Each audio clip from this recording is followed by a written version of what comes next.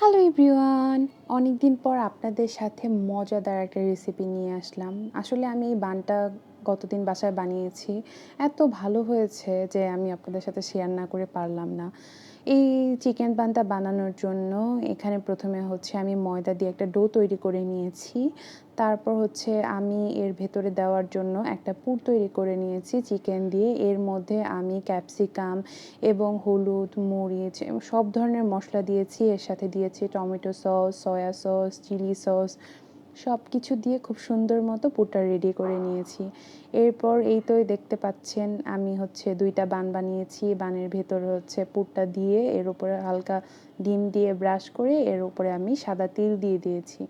আসলে অনেক দিন ধরে ভাবছিলাম এটা বানাবো। তারপরে এটাকে আমি হচ্ছে ওভেনের ভেতর দিয়ে দিলাম। এখানে আমি ১৮০ ডিগ্রিতে ২০ মিনিটের জন্য এটাকে বেক হতে দিয়েছিলাম। এরপর আমি যখন বের করলাম, এরপর দেখতেই পাচ্ছেন এর কালারটা ঠিক কতটা সুন্দর হয়েছে। আসলে এটা আমার ফার্স্ট টাইম ট্রাই করা। এজন্য হয়তোবা একটু ভুল ত্রুটি থাকতেই পারে। কিন্তু ইনশাআল্লাহ এরপরে যদি বানাই আরও সুন্দর করে বানাবো। এই যে আমি আরও আমার যেটুকু ডো ছিল এটা দিয়ে আমি এই যে আরেকটা বানিয়েছি। এটার মধ্যে ডিম ব্রাশটা একটু কম করা হয়ে গেছিলো। এজন্য এটা ওইটার মতো এতটা কালার হয়নি।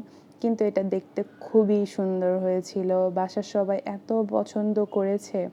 পান্তা খাওয়ার সময় আমি এখানে ছোট একটা ক্লিপ নিলাম। এখানে আপনারা দেখতেই পাচ্ছেন যে পানটা ঠিক কতটা সুন্দর হয়েছে। এটা দেখতে যেমন সুন্দর ছিল, খেতেও তেমন অসাধারণ হয়েছে।